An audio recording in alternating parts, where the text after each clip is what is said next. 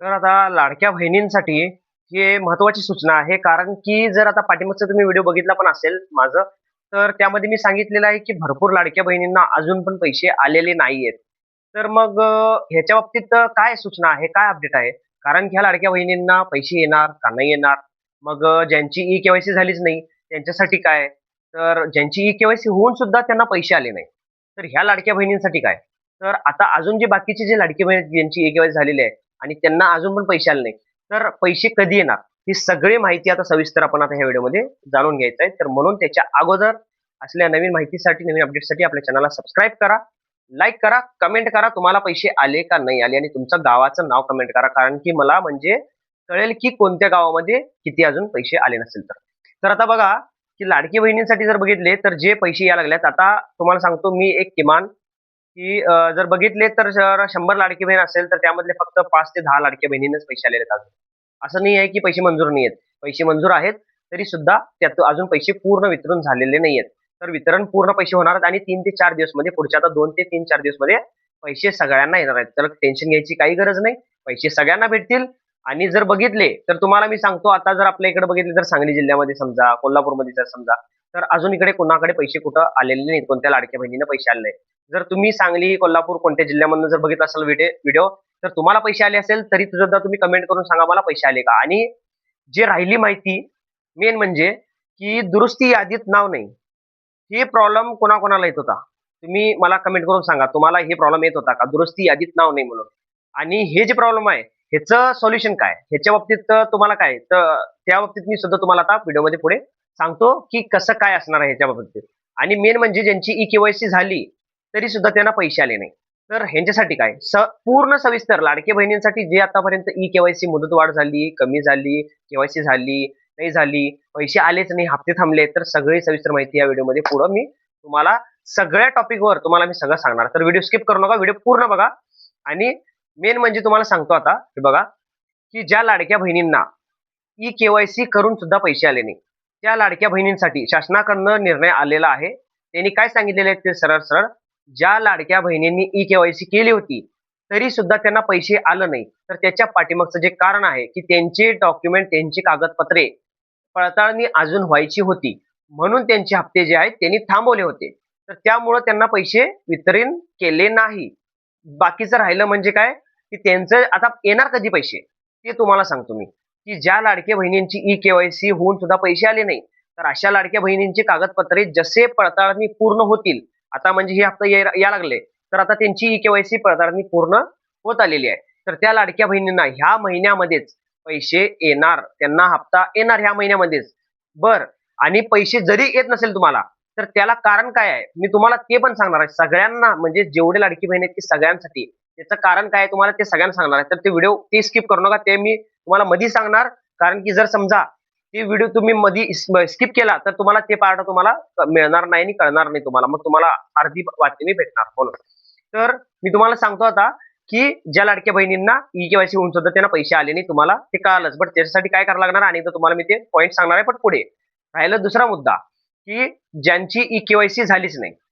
आणि तिसरं म्हणजे की ज्यांची ई-के-वाय-सी झाली होती, बट झाली पण नाही, बट दुरुस्ती यादीमध्ये नाव नाहीये. अशा लाडक्या बहिणींचं काय? अशा लाडक्या बहिणींचा. आणि चौथा मुद्दा म्हणजे तिसरा मुद्दा म्हणजे, की ज्या लाडक्या बहिणींना ई-के-वाय-सी होऊन सुद्धा पूर्ण सगळे हप्ते आतापर्यंत भेटले आहेत. आणि आता फेब्रुवारी महिन्याचा पण हप्ता भेटलाय. मार्च महिन्या, एप्रिल महिन्याचा हप्ता भेटला नाही. आता हप्ते यायला चालू झालेले आहेत, बट त्यांना अजून आले नाही. तर त्यांचं काय? त्यांना पैसे येणार, त्यांना पैसे आत्ता चालू झालेला आहे. 3 ते 4 दिवसमध्ये पैसे यायला लागले, तर त्यांना पैसे त्यांना काही तटणार नाही. त्यांना कंटिन्यू पैसे येत राहणार आहेत. तर त्यांचं काही सुद्धा तुम्हाला टेन्शन घ्यायची गरज नाहीये. त्या लाडकी बहिणींना ज्यांना फेब्रुवारीचा हप्ता भेटलेला आहे, तर त्या लाडकी बहिणींना आता ही हप्ता भेटणार आहे. आता राहिली गोष्ट की दुरुस्ती यादीमध्ये नाव नाहीये. दुरुस्ती यादीमध्ये नाव नाहीये त्या बाबतीत आता सरकारने त्याने शासनाकडून निर्णय काय काढलेला आहे, की लाडकी बहिणींचं त्यांनी ज्यावेळी पडताळणी त्यांनी चालू केली ती प्रक्रिया, ई-के-वाय-सी चालू केली, त्यानंतर त्यांनी त्यांचे जे कागदपत्र आहेत ते पडताळणी चालू केले. तर त्यावेळी काय झालेलं आहे, की त्यामध्ये शासनाला एक-एक लाडकी बहिणींचं, की त्यांना असले मुद्दे पॉइंट कळालेले आहेत, की त्यांच्या एकेकांच्या नावावर घर आहे मोठा, एकेकांच्या नावावर कार आहे, एकेकांचे जर बघितले तर व्हाईटच रेशन कार्ड आहे, तरी पण फॉर्म भरलेले आहेत. मग बाकीचे जर बघितले तर भरपूर अशी लाडकी बहीण आहेत, की त्यांच्या नावावर प्रॉपर्टी भरपूर आहेत, इन्कम टॅक्स भरतात, आय-टी-आर भरतात. तर अशी जे लाडकी बहीण आहेत, त्या लाडकी बहिणींना त्यांनी अपात्र करणार आहे. आणि जी राहिली गोष्ट, की अजून पण असले भरपूर लाडकी बहीण आहेत, की ज्यांची ई केवायसी सगळं झालेलं आहे, सगळं सगळं बरोबर आहे. तरी सुद्धा त्यांना हप्ता आला नाही. कारण की त्यांच्या नावावर पण काही नाहीये. तरी सुद्धा त्यांना हप्ता आला नाही. तर त्या लाडक्या बहिणींची मागणी पण भरपूर आहे.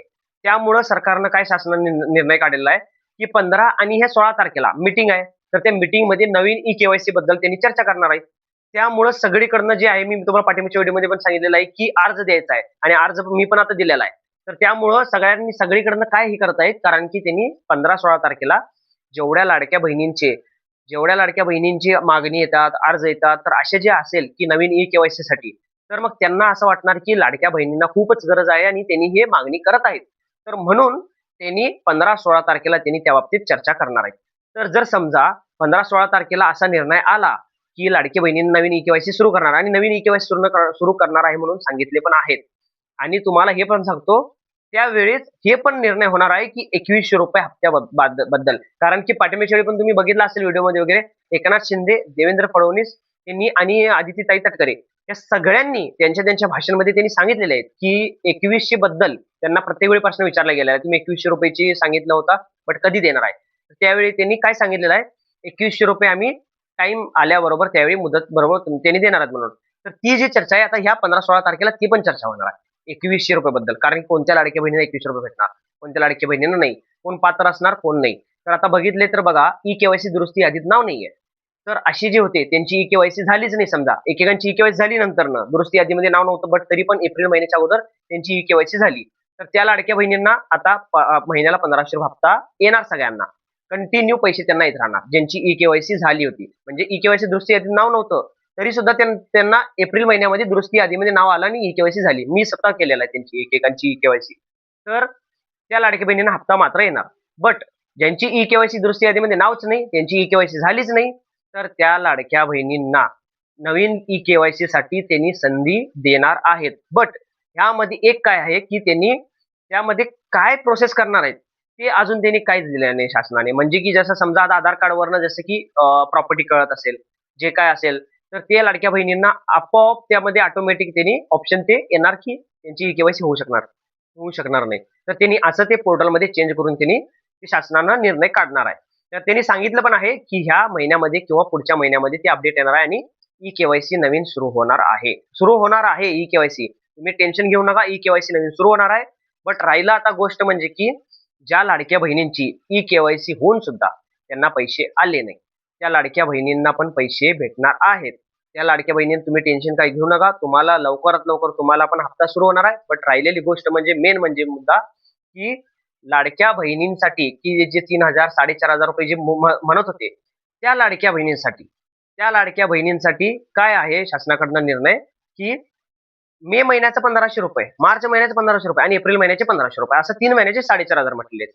बट माझ्या मतीनं आणि शासनाकडनं पण जे निर्णय आलेला आहे, मी तुम्हाला पाठीमागच्या व्हिडिओमध्ये सांगितलं होतं माझ्या मतीनं काय असणार आहे, की 3000च त्यांनी द्यायला सुरुवात करणार.